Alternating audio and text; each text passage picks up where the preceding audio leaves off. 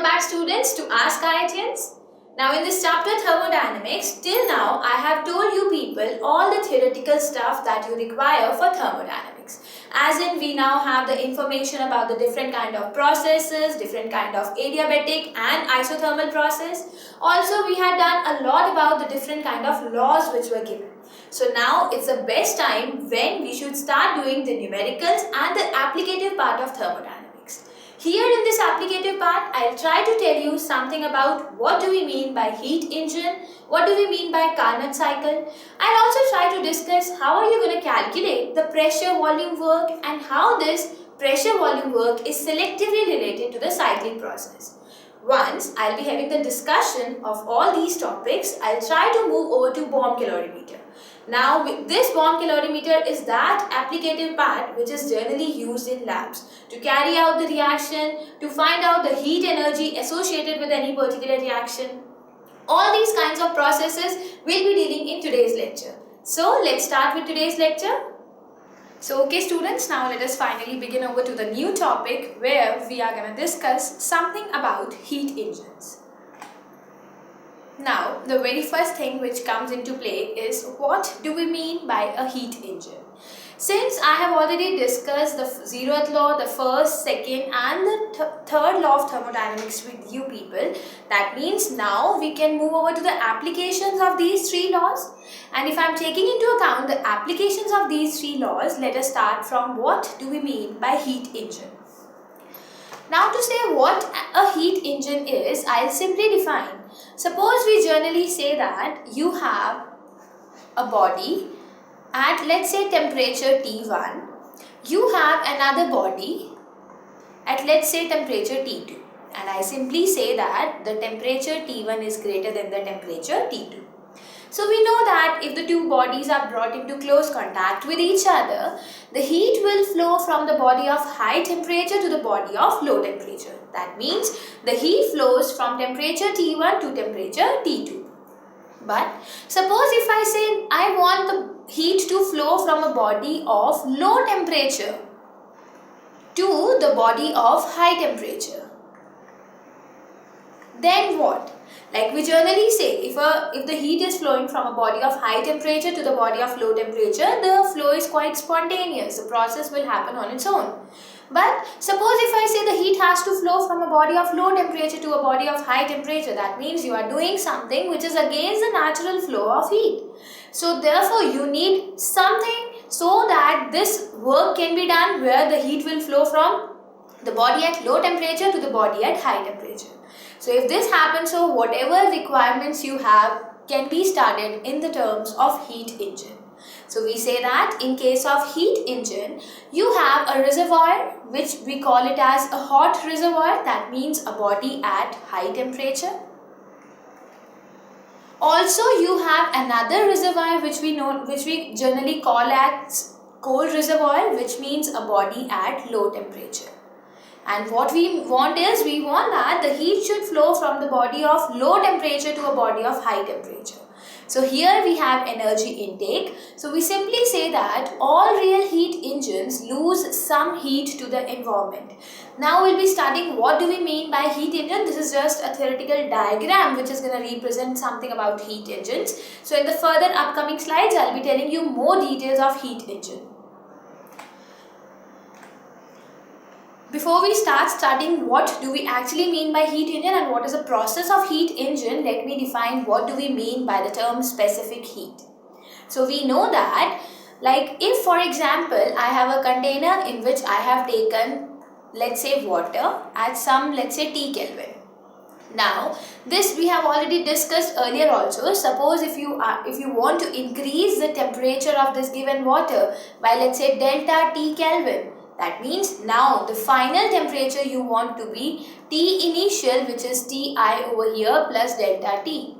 So I'll say T initial was T initial. So the change in temperature which you want to bring about will be Ti plus delta T minus Ti, that means delta T. So what I want to say is, suppose you want to increase the temperature of water by delta T Kelvin, then what amount of heat is required to raise the temperature of a given mass of water by a given rise in temperature will say Q is equal to mc delta T, where m is the mass, T is the change in temperature, C is the specific heat, and Q is the heat required. So how I can define specific heat? I will say Q is equal to mc delta T. That means C is equal to Q by m into delta T. So I can very easily define specific heat capacity or specific heat as the amount of heat required. Since Q is heat, so I will say the amount of heat required to raise the temperature of a given mass. Like for example, if I am taking m is equal to 1 and delta T is equal to 1. So the amount of heat required to raise the temperature of 1 gram of any substance through unit degree or unit degree Celsius or unit degree Kelvin is what is known as specific heat. Since now we know what do we mean by specific heat, let me tell you the specific heat for water is 1.8. That means to raise the temperature of 1 gram of water by 1 degree Celsius or to raise the temperature of 1 gram of water by 1 Kelvin. So that means if you want to bring a unit degree change in the temperature, the amount of heat required, so known as, is specific heat. Now let us move over to another term. What do we actually mean by internal energy? So since we have already discussed it in the previous slides, I told you now we are discussing all these things so that we can bring them together and finally we can study what do we mean by heat engine and what are the applications of heat engines in the society. Now let me take into consideration once again the internal energy. What do we mean by internal energy? I told you, for example, you have taken a beaker and in that beaker you have kept, for example, like 1 meter cube of gas. That means in a beaker whose volume is 1 meter cube, you have filled it with a container and you have covered it. Now let us say the beaker is at 273 Kelvin. So that means even at 273 Kelvin, where you are not providing more of heat to the beaker, the molecules of the species are in random motion. Now if the molecules of the species are in random motion, that means they possess some amount of energy. That amount of energy which is possessed by the molecules of any particular species is what is known as internal energy. So let's give you an example. Does a glass of water sitting on a table have any energy? That means I have taken simply a glass of water. And this glass of water I am keeping it on a table and I am asking you whether do you think it is possessing any amount of energy? So as a layman I will simply say that no apparent energy of the glass on the water on a microscopic scale. Like if I am simply looking into at the water which is very static, kept on a static table, I am not able to see the motion of water. I am not able to see the motion of water molecules. So as a layman I will say that no, it doesn't possess any energy.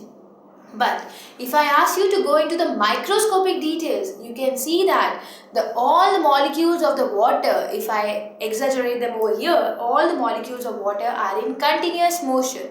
That means microscopic kinetic energy is a part of internal energy.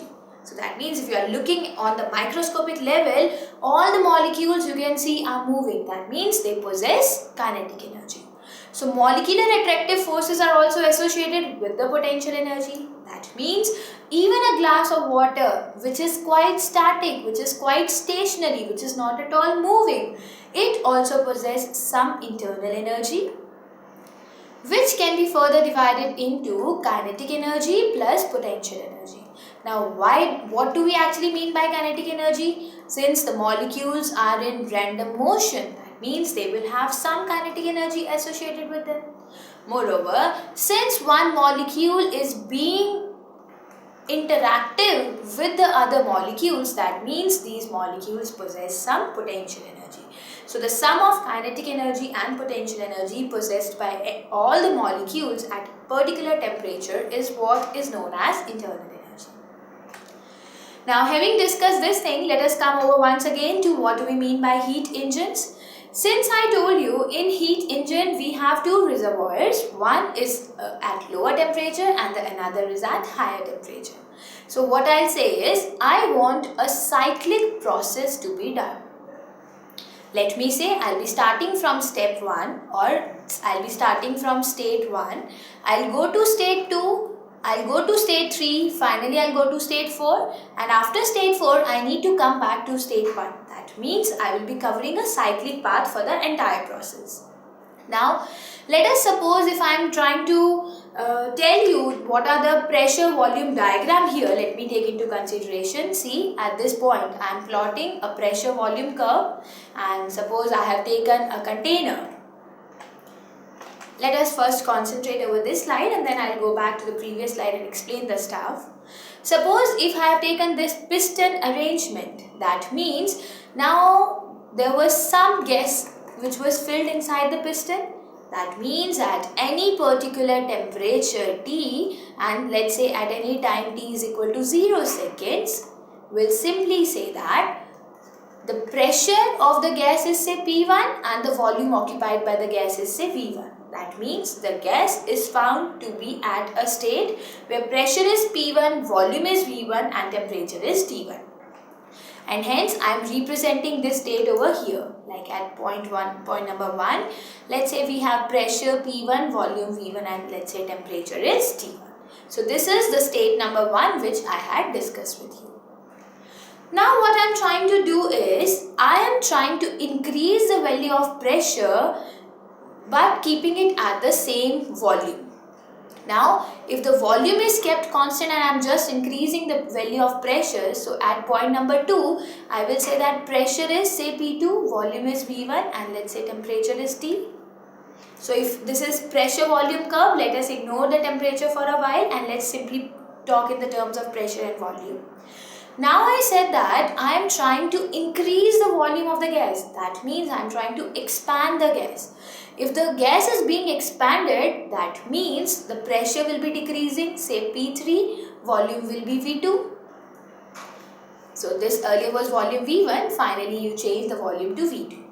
Now this was the state number 3 which was achieved, and finally if I come over to 4th state, it says that let us try to work on the gas in such a way that the pressure is further decreased. That means I have come over to point P4 and the volume was kept constant as V2.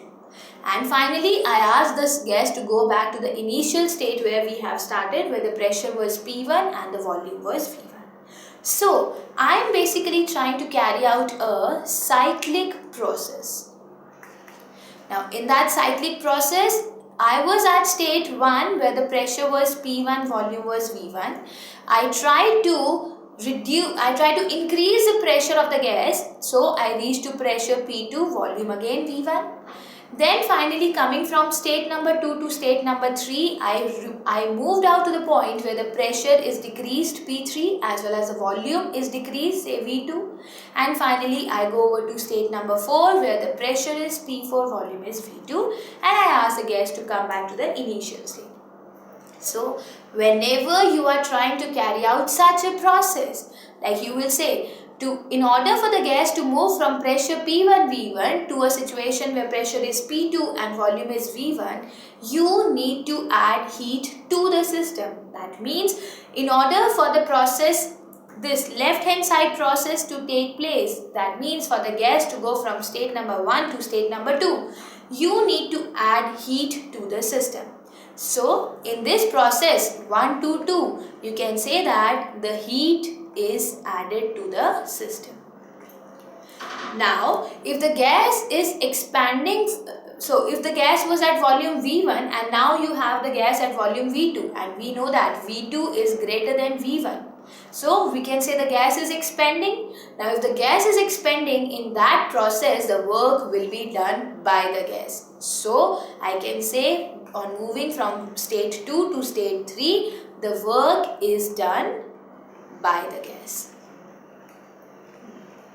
Finally, if I say that from step number 3 to step number 4, if the gas was at pressure P3, volume V2, now if you want the volume to be same, but if you want to decrease the pressure, like P3 2, you are coming from P4, that means you will be extracting the heat. The heat will be given out by the gas. So the heat is being released by the system. And finally, if I ask for process 4 to 1, I will simply say that in order for this process to be possible, the work has to be done on the gas. That means you have to do the work on the gas. So in all the four processes, we can basically see that in one of the process, you have to provide as an external source, you have to provide heat to the system. In the third process, the heat is released by the system itself. That means the heat is released from the system to the surrounding.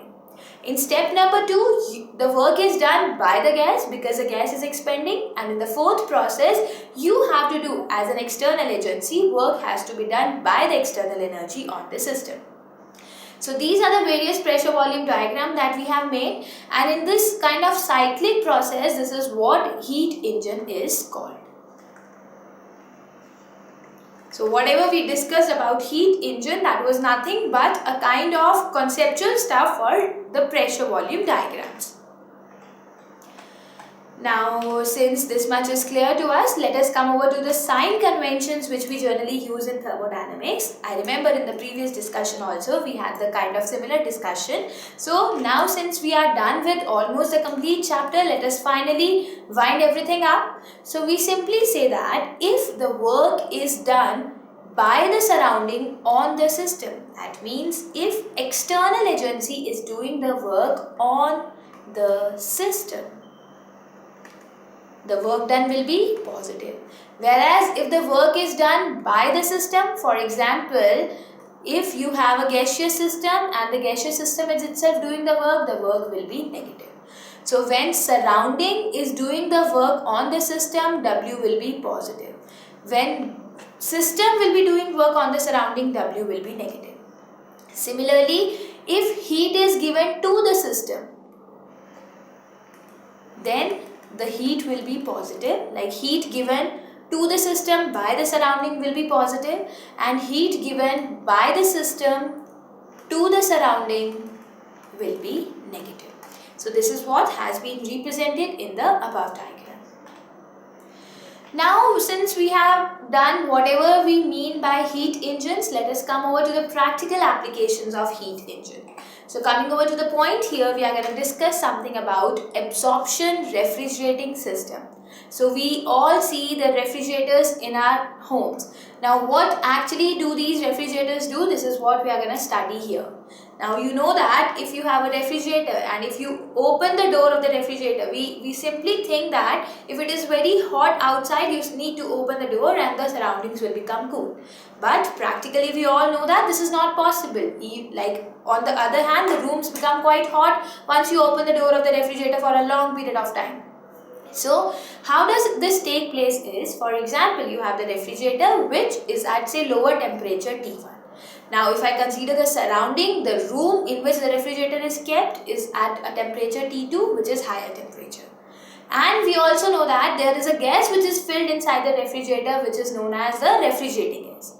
Now what actually happens is, we simply want, so for example, if I am keeping an apple in the refrigerator, what I want is the apple should become cold so that it can stay healthy for a long period of time. It does not get destroyed in a short period of time. So what I want to do is, an apple which was at higher temperature, I want the refrigerator, the gas which is inside the refrigerator, to make the apple little cool. So what I want is, I am trying to take the heat from a body of higher temperature, and so I am not trying to take the heat from a body of higher temperature and trying to give it to a body at low temperature. Like generally we will say the heat flows from high temperature to low temperature. But now what happens is, I want the heat to flow from low temperature to high temperature. So if the inside of the refrigerator is at low temperature, I want the heat should flow from the refrigerator to the surroundings. So here let me just have a reading of whatever is there in the refrigerator. You have an evaporator, a chilled water tray. Then you have expansion valve, you have cooling tower, second stage refrigerator, first stage generator. You have heat source, solution pump, cooling tower and absorber. So I'll explain you how a refrigerator actually works. Let's try to concentrate over here. So what is mentioned here in this following case is, for example, I have taken a condenser and an evaporator. This is expansion valve. Then you have a thermal compressor, generator, absorber. So I'll say, for example, this is a refrigerator which is at low temperature, and the refrigerator is filled with a gas, and here then you keep the fruits and other stuff, and you have the surrounding which is at higher temperature, say T2, and this is at T1. That means T2 is greater than T1. What normally happens is the heat can flow from the surrounding to the refrigerator. That means for a body of high temperature, the heat will flow to the body of low temperature. But now how we deal with the refrigerator? We always connect the refrigerator with a light source, where you can see at the back of refrigerator there are certain coils. That means now what you do is, we basically want the heat to flow from a body of low temperature to a body of high temperature. I want the heat to flow from the refrigerator to the surrounding. But since I know that this process cannot take place on its own, this process is not spontaneous, so you need to provide the external agency so that this work can be done. So on the similar account, I can say that the working of the refrigerator is nothing but the heat engines, where we are going to discuss about Carnot cycle. Now what happens in the Carnot cycle? First of all, you have to do isothermal expansion.